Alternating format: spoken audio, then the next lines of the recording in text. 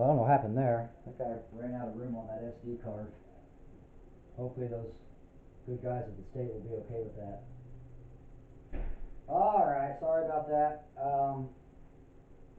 Where were we? Okay, we're being aware of our hidden hazards, meaning what's behind the wall, what's behind the material being cut, what's inside the material being cut.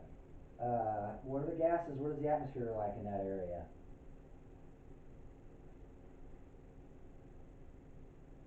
We use only blades that are approved for our saws. So you're not going to take a circular saw and try to put it on a quickie saw blade. A circular blade, put it on a quickie saw blade. Again, the manufacturer designed these tools for certain blades, certain functions, and that's how we have to use those. You want to account for twisting of a rotary saw blade when making cuts. So each time you throttle that in, you're going to feel it turn.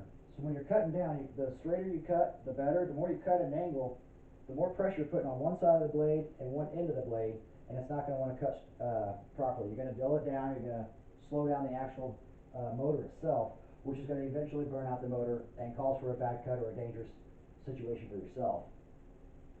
You start all cuts at full RPM, meaning you're not going to set the saw down and then try to accelerate the blade on it. You're going to put it up at full RPMs, and then you're going to apply the blade to the material being cut.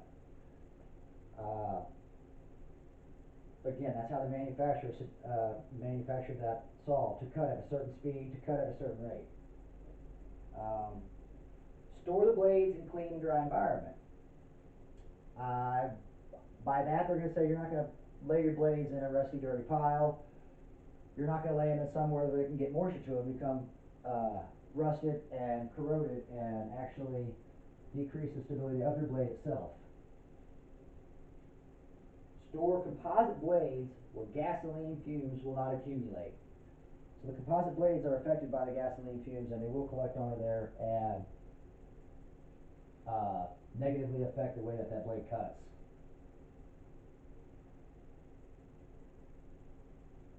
What actions can a firefighter take to stay safe while performing forcible entry? It's your PPE. It's your being aware of your surroundings. It's using your tools properly. It's using your tools ergonomically correct, having your body positioned properly. All those stuff are going to become factors in our actual safety while performing a forcible entry.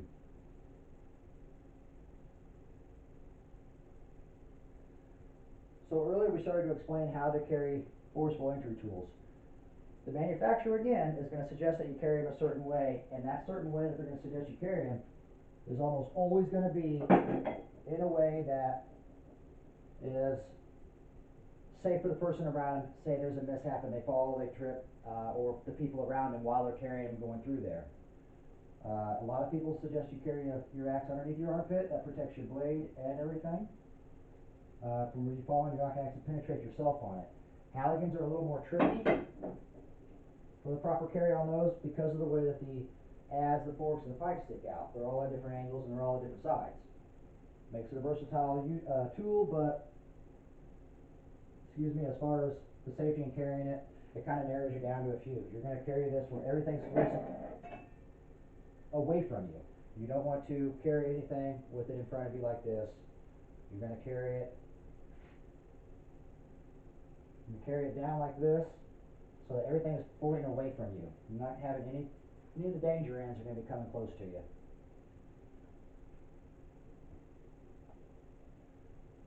Again, with these, the married set, remember the irons, you're going to design two hold an axe here and the handle down here so we can carry them both together. Saves trips, saves people. Very great to have those two together on account because they're going to be used together.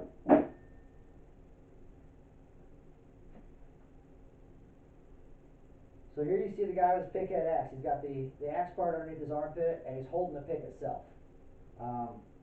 Again, that's for people around you and mainly for yourself in case there's an accident on the scene itself. You can carry that, you're safe with it. The pipe pole, he's got at an angle, and if you notice he's got the danger end down, if you will, the ones with the actual pipe on it, and it's pointing down. He's got his handle up high, which if he turns, the handle's going to hit something and not do near as much damage as that does to the person next to him or the structure next to him or whatever he's going to be near on it. Combination tools, you see he's got his married and he's got his danger end out, or I'm sorry, the awkward end of the Halligan out. He's got this out with the axe slid down into here, and that's the part that he has underneath his arm protected around there, because that's the actual blade. These he's got out in front of him. You could say it's so he could see it, and you could say it's so that he knows where that's at all times, and it's not going to get in the back of his mind and end up poking somebody or himself or hurting anybody. Striking pole and power tool. So striking pole is your basic sledge. You're going to carry it by the handle. You're going to leave the heavy end down. You're not going to carry it in front of you. You're going to carry it to the side of you. And the power tools, they have handles on them. You're going to hold those. You're not going to be running. You're not going to be taking the power tool anywhere while it's running. You'll fire it up. You'll get it warmed up, and you'll set it down, or you'll carry it to wherever it's going to go. For when it's time for it to be used, it's already warmed up, and it doesn't take much effort to actually start. You don't want to be running around, walking around a fire scene or anything like that with that blade turning. It's a chainsaw. It's going to cut your leg. It's going to cut the person next to you. Fire it up, get it warmed up, shut it off. Carry it to where it's going to go, then you'll be able to turn it right back on. It'll be a lot easier and safer. Review questions. Again, how should each of the tools be carried? Axes, prying tools, pike pulls, striking tools, and power tools.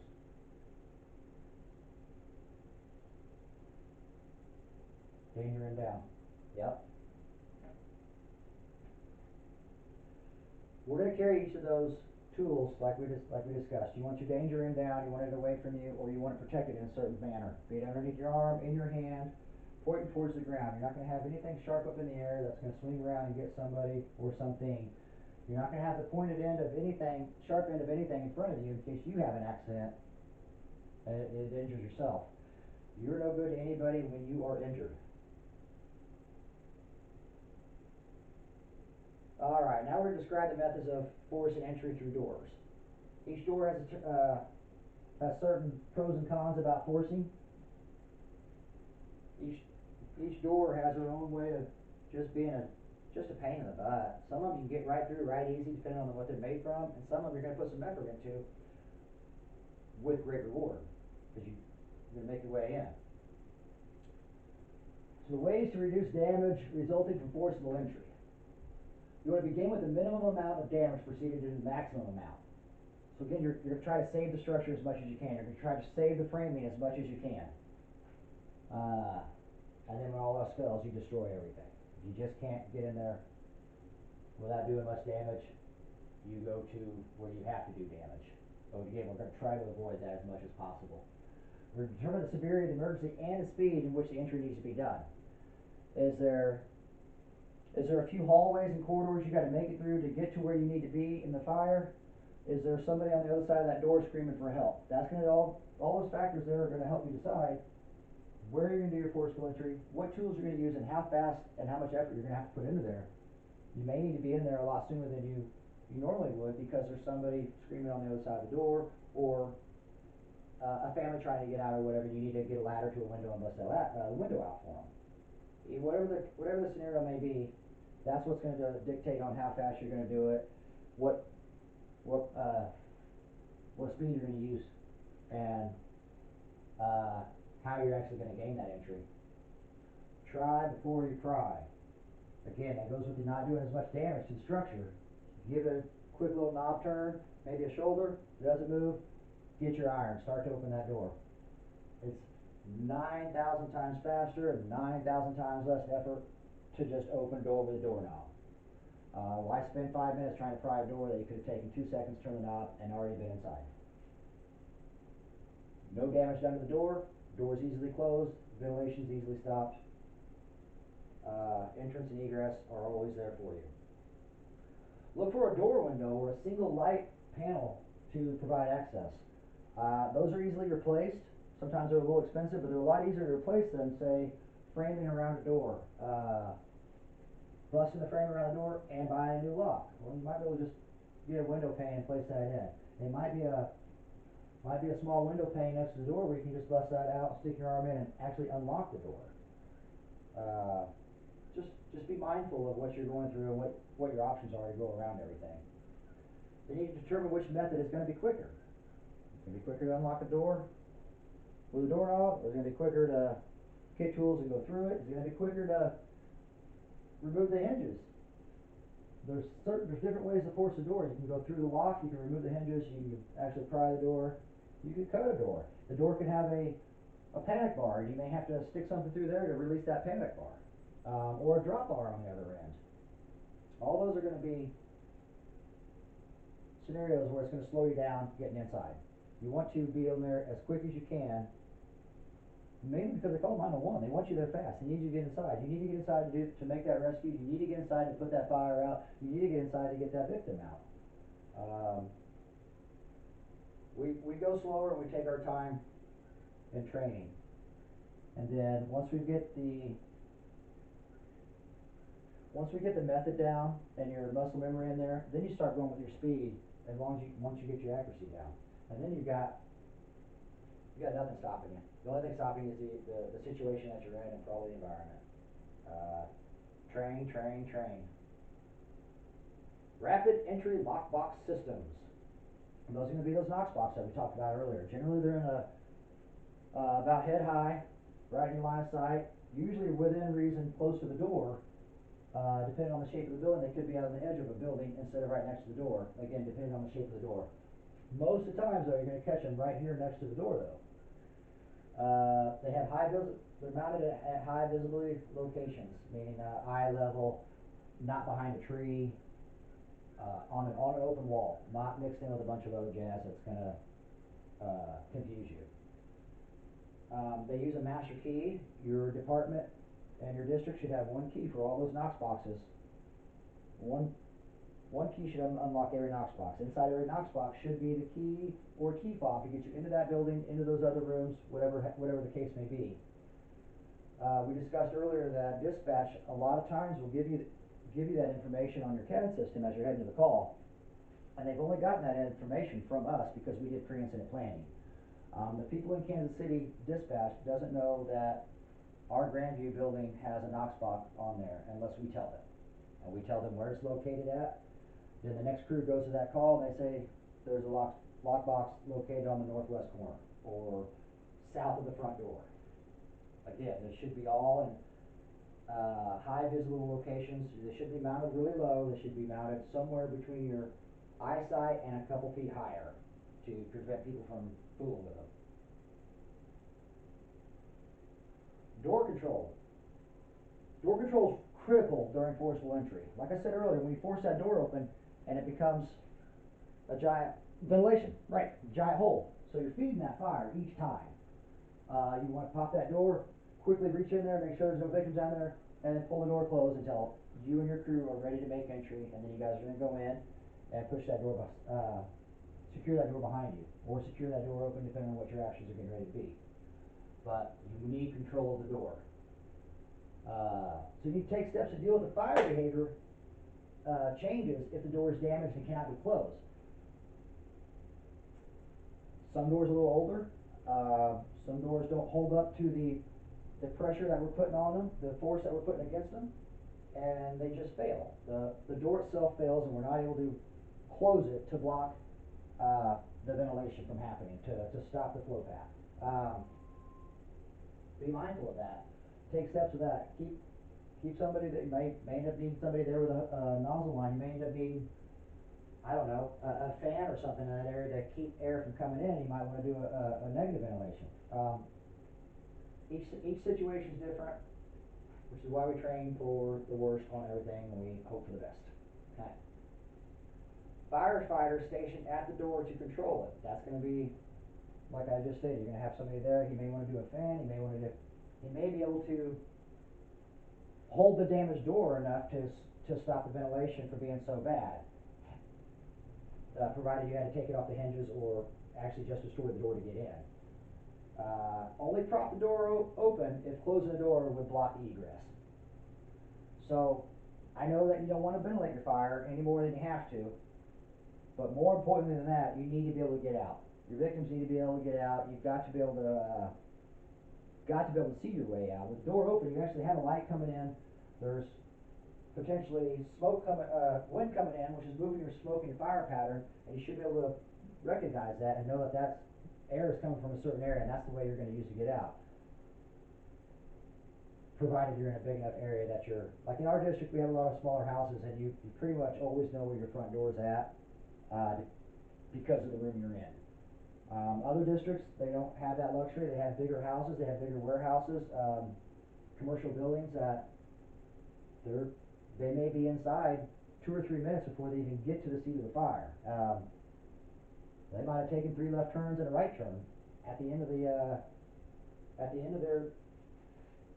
task. They might think that they took 3 left turns and a right turn, or 3 right turns and a left turn instead. Having that door open and knowing where your egress is going to help those guys out. Again, in our district, our houses are a lot smaller, and we're always within reason to the front door. Not saying that we can't potentially get lost in our houses, because it's happened. Fortunately for us, we haven't had anybody injured in that situation, but we have gotten lost. People have been turned around and just, a lot of things are happening, and it gets dark in there. People get turned around, things happen. Be prepared for that. Train for it. Only prop the door open. Only prop the door open if closing the door would stop your egress. Like if you have to close that door and it's going to relock or something, that'd be a good reason to leave it propped open. You guys are being a little quiet. How about we take a quick break? We've only got like maybe 25, 30 slides left. We'll come back after this break and we'll knock the rest of those out, and we'll get to forcing doors. Yeah.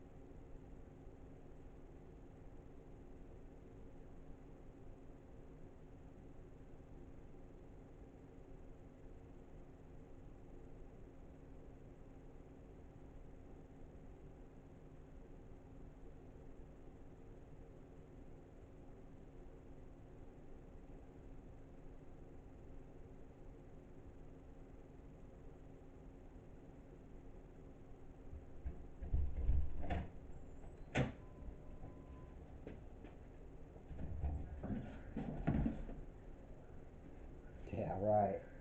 No, I wouldn't. I hope not.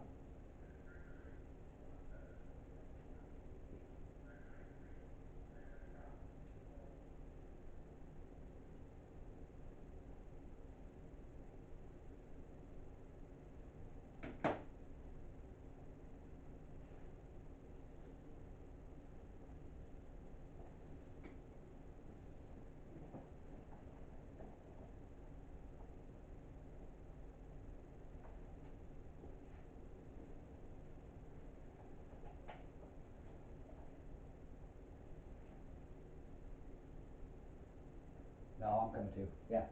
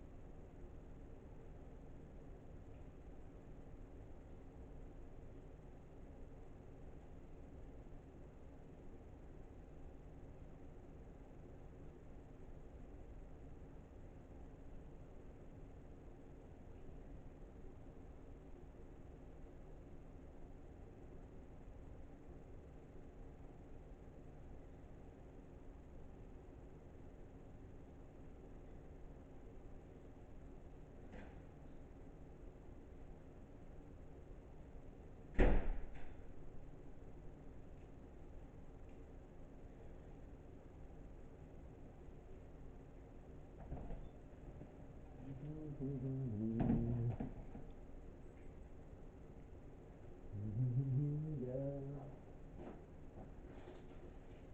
can't believe it died on me.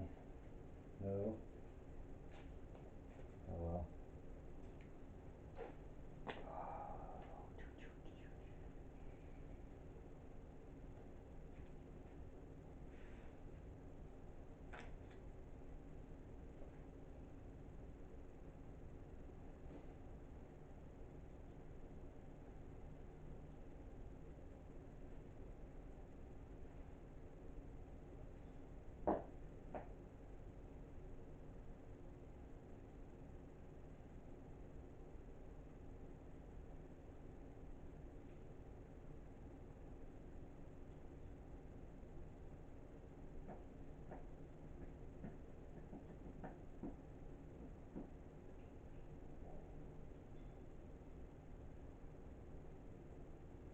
Sit on down there, you guys are ready. We lost a couple people to that call there a second ago, but we're gonna keep going. We're gonna keep going. Those guys will be back soon, and we'll get them in on the. I'll get them caught up, and they can take the test with you guys after the end of it.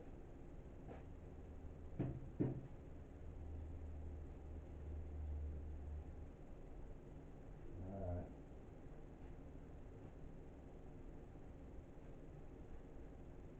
Yeah. Okay, so that's one entire ambulance gone. So we'll continue on, like I said, and we'll get through these next handful of slides, and hopefully they'll be back in time to get with the test with you guys. Alright, so we're going to coordinate forcible entry at the door and control it.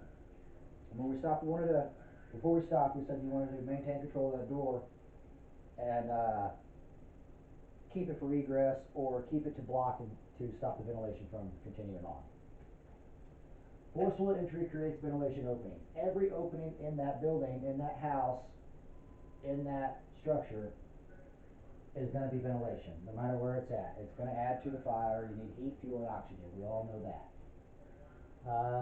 Forcible entry must be coordinated with interior activities, meaning if they're still in the suppression phase, they're probably not going to want it ventilated to add to the fire. You get me? So like once they get it knocked down, all that steam conversion in there, the 1700 times steam conversion, and all that heat and all that banking down smoke has got to go somewhere. That's when they're going to want you to ventilate it in that certain area. They're going to tell you so they can evacuate the heat and the smoke out of that structure as quickly as possible to make it safer and easier to knock down the smaller remaining of the fire and make it a lot more safer for the firefighters in there doing their jobs. The time between forced entry and fire attack or surge